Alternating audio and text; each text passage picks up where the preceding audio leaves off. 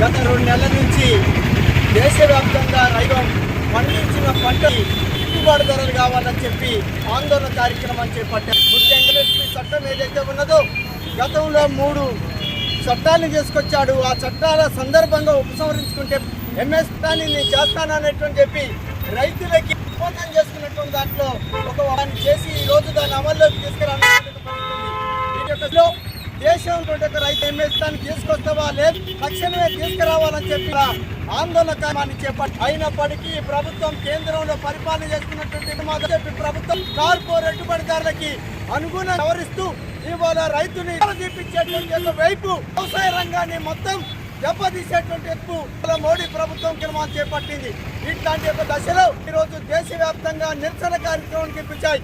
అట్లాగే పంజాబ్ హర్యానా రాష్ట్రాల రైతాంగం ఢిల్లీకి తరలి రావడం జరిగింది. అట్లాంటిలందరినీ రానే తమ నిరసన కార్యక్రమాన్ని వ్యక్తం చేయకుండా దాడులు చేస్తూ దౌర్జన్యాలు పాల్పడుతూ వాళ్ళ కాల్పుల్ని కొనుస్తున్నది. వాళ్ళ మీద కేసులు పెడుతున్నది ప్రభుత్వం.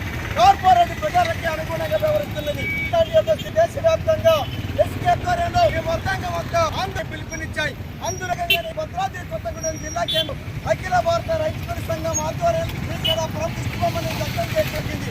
ఇప్పటికే విధానం ఉపసంహరించుకొని కార్పొరేట్ పెట్టుబడిదారులకి అనుగుణ వైఖరిని ఉపసరించుకొని కార్మికుల తరపు ఆలోచించమని చెప్పి కోరుతున్నాం. తరపున ఆలోచించమని కోరుతున్నాం. అట్లా ఆలోచించే స్థితిలో లేనటువంటి స్థితిలో రానున్న కాలం ఈ కేంద్ర పతోన్మాద బీజేపీ ప్రభుత్వం ఓడించడానికి ప్రజలు దేశంలో ఉన్నటువంటి అన్ని వర్గాల ప్రజానికం ఐక్యం కావాల్సిన తమ పోరాన్ని ఉధృతం చేయాల్సిందిగా ఈ సందర్భంగా